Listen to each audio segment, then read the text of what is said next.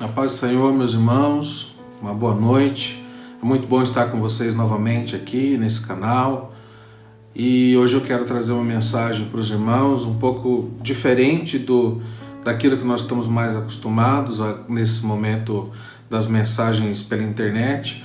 Hoje eu vou me atentar um pouco ao esboço e daquilo que eu preparei, daquilo que eu estudei. E a mensagem será um pouco mais longa. Alguns irmãos pediram: pastor, prega uma mensagem mais longa.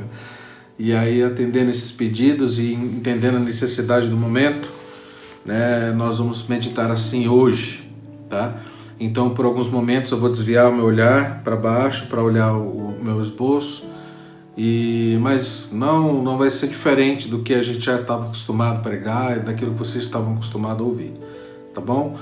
Nós vamos orar agora, pedir que o Senhor nos abençoe nesse momento, que você seja abençoado por essa palavra. Pai, obrigado por essa noite, por essa palavra. Abençoa-nos, ó Pai, nesse momento importante de meditação, que o Senhor possa me usar nessa hora como instrumento do Senhor, para que a verdade da Tua palavra seja passada aos meus irmãos. Eu te agradeço por este momento, pelo privilégio de poder falar da Tua palavra a esse povo, em nome de Jesus. Amém. Você que está ouvindo essa mensagem aí onde você estiver, se você for abençoado com ela, se você tem sido abençoado com as mensagens do nosso canal, que você compartilhe, que você curta essa mensagem, que você ative o sino de notificações para que você seja avisado de uma nova mensagem. Mas a igreja continua trabalhando, nós estamos trabalhando para que as mensagens sejam feitas semanalmente, que você seja atingido com elas. Se você foi abençoado, que faça com que essa mensagem chegue a outras pessoas também. Amém? Nós vamos meditar sobre a carta de Paulo a Timóteo, segunda carta de Paulo a Timóteo, e nós vamos falar do capítulo 1 hoje, e nós vamos pregar uma sequência de 4 mensagens dos 4 capítulos da carta de Paulo a Timóteo, a segunda carta de Paulo a Timóteo. Então hoje nós vamos falar do primeiro capítulo somente. Eu vou me atentar ao primeiro versículo, e depois você pode ler esse capítulo na sua casa. Ele é um capítulo curto, tem 18 versículos, e você pode ler e entender a introdução e a recomendação de Paulo a Timóteo já no primeiro capítulo. Versículo 14 é o versículo que nós vamos nos atentar, e diz assim: pelo poder do Espírito Santo que habita em nós, guarde a verdade preciosa que lhe foi confiada. Amém? Essa mensagem, nessa noite, ela é uma mensagem que se enquadra exatamente nos tempos de hoje, onde há muita confusão teológica, onde há muita confusão moral, e até mesmo muitos têm se afastado da fé. E o apóstolo aqui, já idoso, exorta a Timóteo e nos exorta também nessa noite para sermos fortes, sermos corajosos e sermos perseverantes. São qualidades e são qualidades mesmo que nós precisamos exercitar bastante hoje. Sermos fortes, sermos corajosos e sermos perseverantes. Imagina o apóstolo Paulo, já idoso, definhando numa masmorra escura, úmida, lá em Roma, e o trabalho apostólico dele já concluído, tanto que ele pode até, e disse, completei a carreira. E agora ele toma essas providências ali, para que tudo fosse repassado, sem que fosse contaminado, com outros ensinamentos para gerações futuras.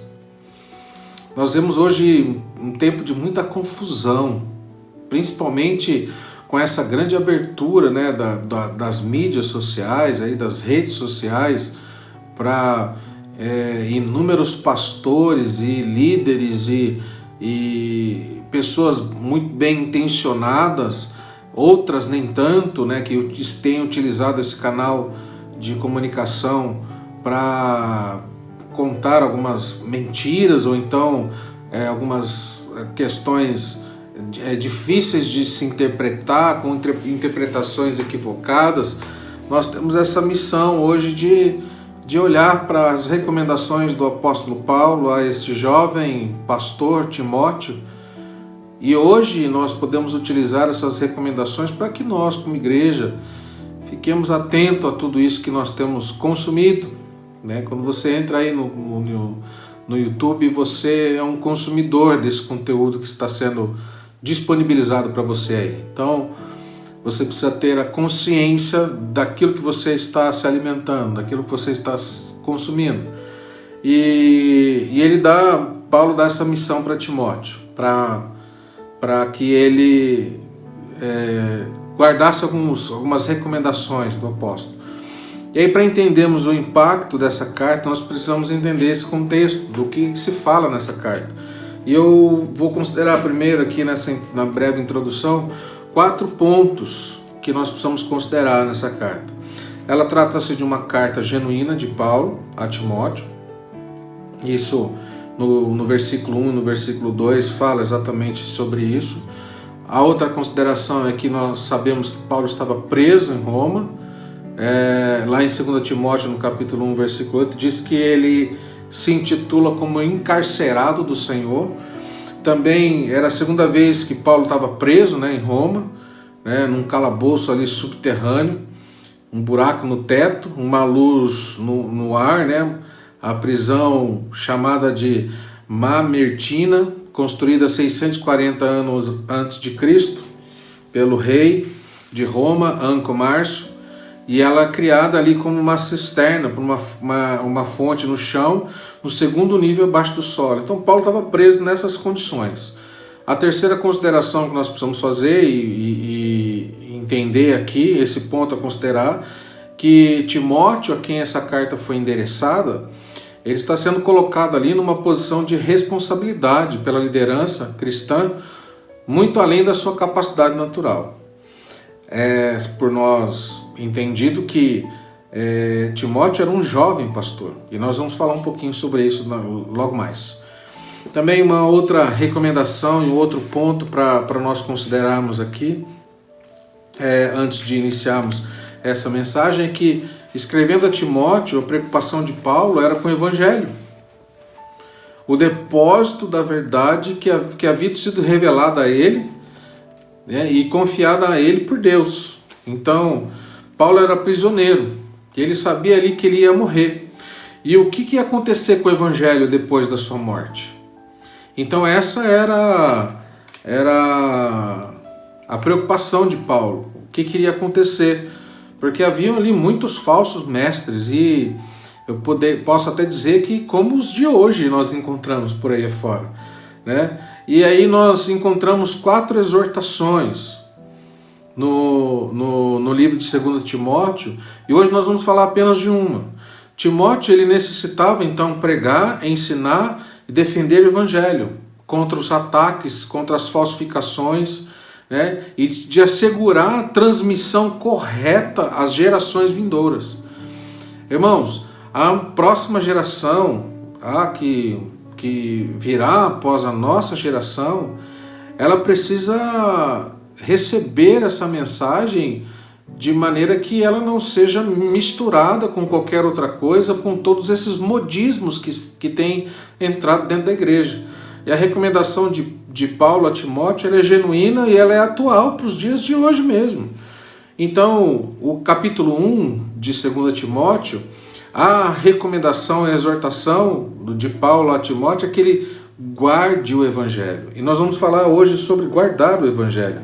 Antes de abordar esse capítulo, nós precisamos entender alguma coisa aqui. Paulo, ele se intitulava ali como apóstolo de Cristo. E ele também é chamado de apóstolo dos gentios. Lá em Romanos, no capítulo 11, versículo 13, diz isso. E no versículo 2 desse capítulo que nós estamos lendo, diz ele: filho amado, que ele foi levado a Cristo por Paulo. E no próximo parágrafo, que é pessoal, né, Paulo diz que não esquece de Timóteo, e que ele não era apóstolo como Paulo, Timóteo, ele era um irmão em Cristo e ministro cristão. Ele menciona aqui 4 maiores influências que contribuíram para a formação de Timóteo. A primeira influência que contribuiu para a formação de Timóteo é a sua formação familiar. Em Lucas, lá em Atos, no capítulo 16, versículo 1, ele nos conta que a mãe de Timóteo era judia, E o pai de Timóteo era grego. E pode ser que o pai dele não era crente, mas a sua mãe era. E Eunice, que se tornou cristã, e fala também da sua avó, que também era convertida. Então havia uma formação familiar ali. A segunda também, que havia uma amizade espiritual. Depois dos pais, os amigos que nos influenciam, em especial os nossos professores, e Paulo era um mestre, que era um amigo excepcional ali. Paulo orava sem cessar por Timóteo. No versículo 3 fala isso. E ele escrevia cartas a ele de tempos em tempos e o aconselhava, o encorajava, né? E tive vários amigos. E sempre nós estamos conquistando novos amigos, e muitos passam pelas nossas vidas e nos influenciam, com influências ótimas, boas. Também olhamos aqui que além da formação familiar, além da amizade espiritual, havia ali o dom espiritual. 2 Timóteo 1,6 diz assim: não sabemos qual o dom que é, mas no versículo 6, olha lá, 2 Timóteo 1,6, diz assim, porque quero lembrar de avivar a chama do dom que Deus lhe deu quando pus minhas mãos sobre você. Não fala qual era esse dom, mas nós podemos fazer uma suposição aqui, uma conjectura, que foi que quando Paulo, junto com outros anciãos da igreja de Listra, foi o dom de ensinar e presidir a igreja. O homem não é só o que ele recebe de seus pais e amigos e mestres, mas também o que Deus faz dele. Então, provavelmente, Timóteo ali estava para colocar esse dom em prática. E por último aqui, desses pontos a considerar, a disciplina pessoal. Na primeira carta de Paulo fala que para Timóteo não negligenciar o seu dom.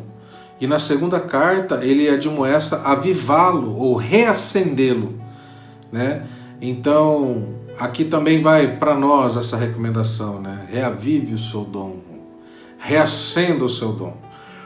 E aí nós olhamos também interessante para esse texto, falando assim que existem também 3 modos mais importantes para não nos envergonharmos: o nome de Cristo, do povo de Cristo e do Evangelho de Cristo. É interessante que hoje em dia, e muitos por aí, e se você for um pouquinho mais para o passado, você vai lembrar que dizer que era crente cristão era motivo de chacota. Hoje já é moda, Hoje já tudo é gospel, Gospel, tudo gospel. Essa palavra veio aí para popularizar até o linguajar das pessoas hoje. Interessante também, ontem numa live do pastor Geraldo, que nós assistimos, um dos pastores que contribuiu uma pergunta, diz que como que se identifica um cristão hoje? Pelo palavreado que ele tem, pelas maneiras como ele fala, pelo linguajar que é peculiar do cristão. E na verdade não deveria ser dessa maneira, deveria ser por uma vida transformada, por uma pessoa cheia do Espírito Santo de Deus, que já não vive mais na prática do pecado, já não vive mais no mundo como vivia antes, como pregamos hoje de manhã. Nós para o mundo nós estamos mortos com Cristo. Paulo mesmo disse isso lá em Romanos. Mas os trejeitos, o linguajar cristão, então precisamos entender isso, que 3 modos mais importantes para não nos envergonharmos, não se envergonhar do nome de Cristo, do povo de Cristo e do Evangelho de Cristo. O Evangelho de Deus, no versículo 9, no versículo 10, fala dessa introdução. No versículo 9 diz assim, pois Deus salvou e nos chamou para uma vida santa, não porque merecêssemos, mas porque era seu plano desde os tempos eternos. Mostra sua graça por meio de Cristo Jesus. e agora Ele tornou tudo isso claro para nós com a vinda de Jesus, nosso Salvador, que destruiu o poder da morte e iluminou o caminho para a vida, a imortalidade por meio das boas novas. Então, esses 2 versículos são introdução para chegar a Timóteo, no versículo que nós lemos, dizer para que ele guardasse o Evangelho, guarda o Evangelho. E Paulo começa dizendo ali que Deus nos salvou. E ao falar disso, falar do Evangelho, é impossível não falar das boas novas que nós recebemos e que mudou as nossas vidas. Em Antioquia da Pisídia, ali na primeira viagem missionária de Paulo, ele fala que o Evangelho da mensagem da salvação. Em Filipos, na segunda viagem, os seus companheiros foram identificados ali como servos do Deus Altíssimo. E ao escrever em Roma aos Efésios, ele chama o Evangelho da nossa salvação. Com o passar dos anos, o Evangelho não sofreu mudança. Há somente um Evangelho de salvação. Paulo mostra a essência do que é esse Evangelho, a sua origem, de onde ele vem, e o seu fundamento, onde ele se baseia. E aí fala da essência da salvação. A salvação vai para além do perdão, querido. O Deus que nos salvou também nos chamou a uma santa vocação. E nos chamou para sermos santos. Deus nos chama e Ele chama para a santidade. Ele não nos chamou para as impurezas, e sim para a santificação. Em 1 Coríntios, no capítulo 1, no versículo 2, se você quiser acompanhar comigo aí, 1 Coríntios, capítulo 1, versículo 2. 1 Coríntios, capítulo 1, versículo 2, diz assim: a igreja de Deus em Coríntio, aqueles que ele santificou por meio de Cristo Jesus, vocês foram chamados por Deus para ser um povo santo, junto com todos que em toda parte invocam o nome do Senhor Jesus Cristo, Senhor deles e nosso. A igreja que estava em Corinto, ali todos que foram em Cristo Jesus chamados para serem santos, em todos os lugares. E no versículo 10, lá de Timóteo, ele fala dos 3 aspectos da grande salvação. Lá em Timóteo, fala no versículo 10 dos 3 aspectos: o perdão, a santidade e a imortalidade. E fala da origem da salvação, que a salvação, ela não vem, não as obras, porque Ele nos deu antes que praticássemos qualquer boa obra, antes de nascermos, antes dos tempos, antes da história, na eternidade. Então, a origem da salvação é o próprio Senhor. O fundamento da salvação é em Cristo e através de Cristo, porque Ele destruiu a morte. Então Ele trouxe à luz a vida e imortalidade mediante o Evangelho. Morte. E a gente sabe que qual é o salário do pecado? O salário do pecado é a morte. E era nessa condição que nós estávamos. Morte física, morte da alma separada de Deus, morte eterna, separados de Deus para sempre. As 3 são devidas ao pecado e são a recompensa do pecado. O que Paulo diz é que Cristo, em seu primeiro aparecimento, decisivamente derrotou a morte. Falamos isso hoje. Paulo usa um verbo ali no grego, katargel, tornar ineficiente, sem poder e inútil. A morte física não é mais o terrível monstro que nos parecia antes, e é o que continua sendo para muitos que não foram libertos por Cristo. Hoje em dia há um desespero total das pessoas, e nós nos unimos a eles, como a própria palavra de Deus diz: chorais com os que choram. Muitos têm enterrado seus parentes, seus irmãos, pastores e pastores nazarenos morreram no Rio de Janeiro, vítimas deste vírus. Dia após dia, as estatísticas e os números aumentam da quantidade de mortos. Mas o que nós estamos meditando aqui nessa noite que a morte física, para Paulo e para nós cristãos que já morremos para o mundo, não pode parecer e pode nos assombrar como nos assombrava antes. O que continua sendo para muitos ainda que não foram libertos por Cristo, não pode mais ser da mesma maneira para nós. Eu sei que é difícil, irmãos. Eu sei que é complicado, que é dolorido, eu sei que dói. Imagino a dor de perder um ente querido, alguém, nós somos humanos, sentimos assim. Mas para os crentes, para aqueles que foram salvos pelo Senhor, morrer, a morte é dormir. João, no capítulo 11, do versículo 25, versículo 26, diz assim: eu sou a ressurreição e a vida. Quem crê em mim, ainda que esteja morto, viverá. E todo que vive e crê em mim, não morrerá eternamente. Você crê nisso? O epitáfio dos crentes não deveria ser, descanse em paz. Deveria ser assim: Cristo venceu a morte. A nossa responsabilidade, então, como a responsabilidade que Paulo dá a Timóteo, para que ele, nesse primeiro capítulo, entendesse, no versículo 14, que ele precisava guardar a verdade. Nós também, como igreja, precisamos guardar essa verdade. E não guardar ela e deixarmos ela sem ser exposta às outras pessoas, mas guardar ela de falsos mestres, de falsos ensinamentos, mas preservar ela na sua essência, na sua pureza, sem deixar com que seja misturado a ela ou adicionado a ela qualquer outra obra ou qualquer outra coisa de ser humano. Nós precisamos entender que aquilo que foi revelado pelo Senhor precisa ser guardado, e não pode ser misturado com qualquer outra coisa. Hoje nós vemos uma moda que de tempos em tempos surge e vai embora. Hoje a moda é ter seguidores, e aqueles que fazem tudo para ter seguidores. Na verdade, nós temos que, muito mais do que almejarmos seguidores nas redes sociais, nós precisamos estarmos trabalhando para que hajam seguidores de Jesus Cristo.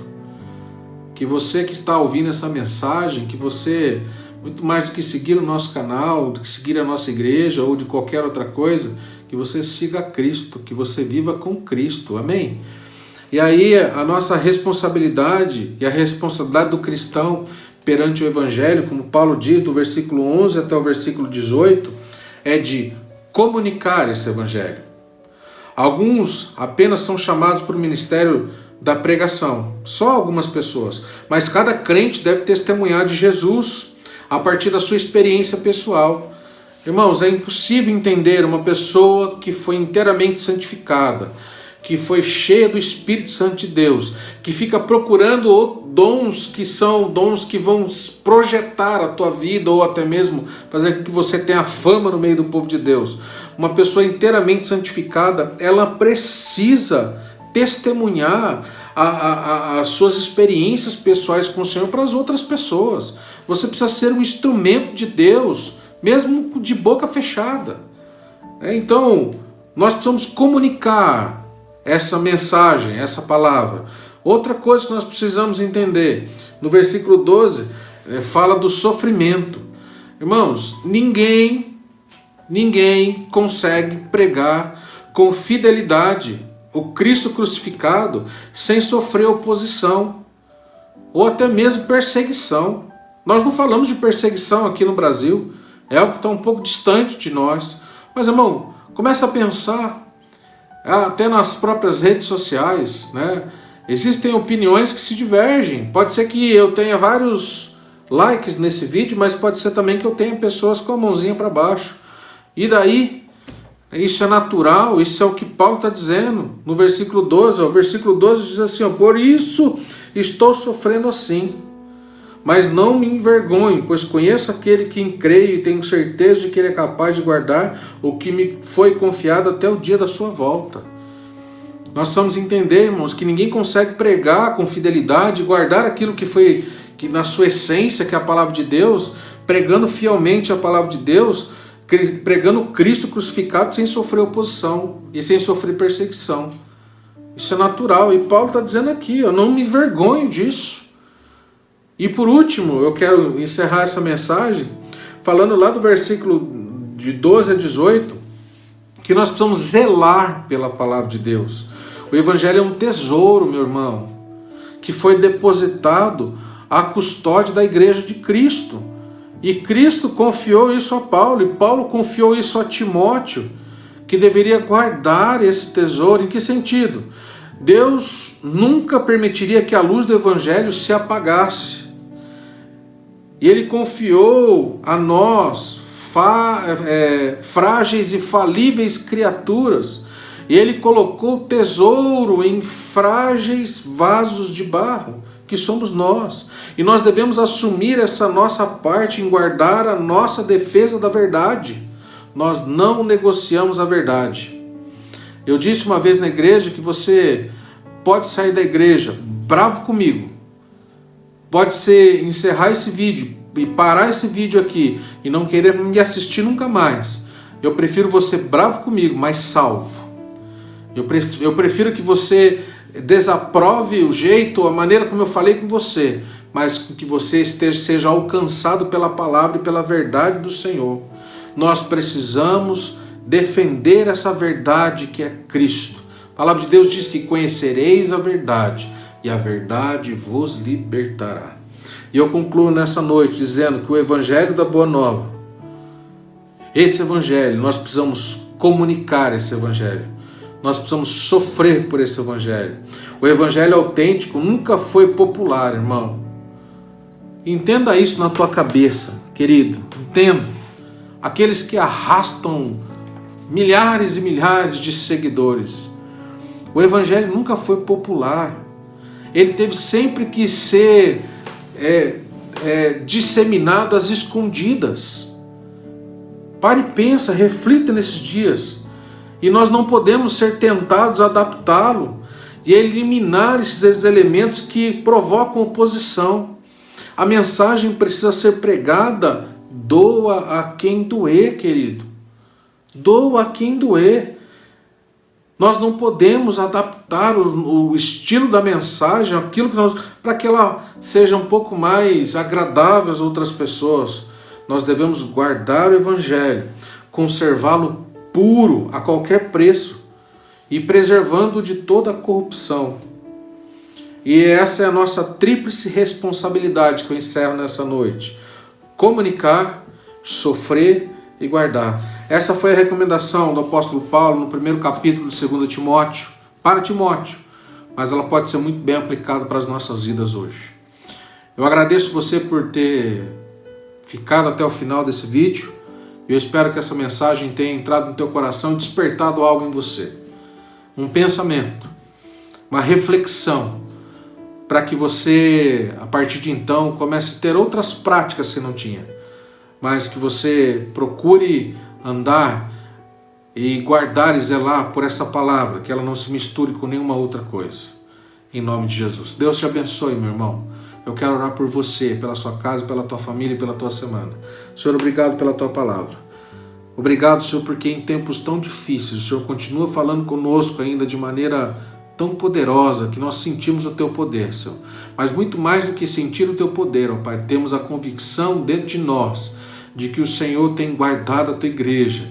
E o Senhor, ó Pai, requer de nós também uma responsabilidade em guardar e zelar pelo Evangelho, Senhor, em guardar a Tua Palavra, e, ó Pai, não nos misturarmos, ó Pai, com os modismos e com aquilo que o mundo tem oferecido e colocado diante de nós. Abençoa a Tua igreja, que ela permaneça firme, forte, segura das realidades e da verdade da Tua Palavra. Obrigado, Senhor, em nome de Jesus, nos dê uma semana abençoada, ó Pai, nos dê uma semana cheia da Tua presença, em nome de Jesus. Nós te agradecemos e nós te louvamos. Amém e amém. No próximo vídeo você vai entrar nesse vídeo e hoje é noite de Santa Ceia. Participe conosco dessa Santa Ceia, em nome de Jesus, e seja grato ao nosso Deus. Amém? Deus te abençoe.